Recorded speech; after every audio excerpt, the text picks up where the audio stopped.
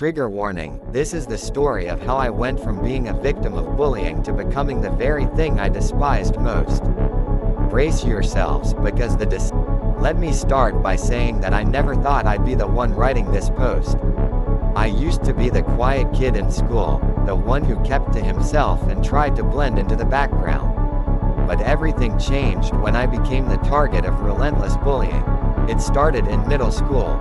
Subtle taunts and snide remarks that soon escalated into physical violence.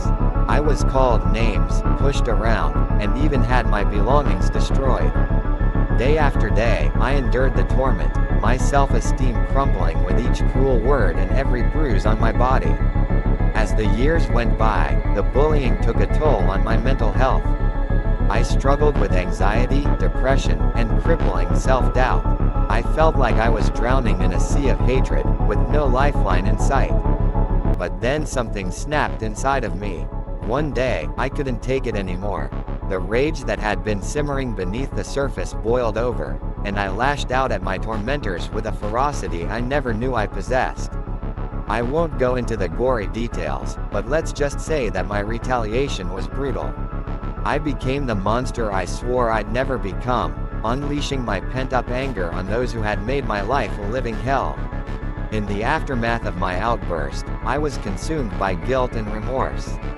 The satisfaction I thought I'd feel from getting revenge was overshadowed by the realization of what I had become.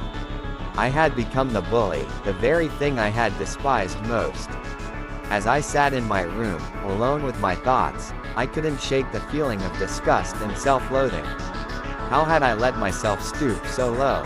How had I become the very embodiment of the cruelty that had been inflicted upon me? It was a long and arduous journey, but I eventually found solace in seeking help.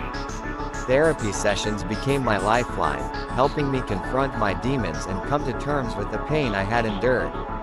Through therapy and self-reflection, I began to understand that my actions were not excusable, but they were understandable given the circumstances.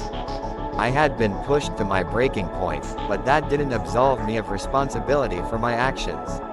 I made a commitment to myself to break the cycle of violence and hatred. I reached out to those I had hurt, offering sincere apologies and seeking forgiveness. Some accepted, others didn't, and I understood that I couldn't undo the damage I had caused. But I could strive to be better.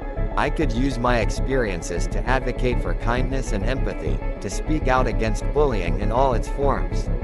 And most importantly, I could forgive myself and move forward, determined to be the change I wished to see in the world. So here I am, laying bare my darkest moments in the hopes that others may learn from my mistakes.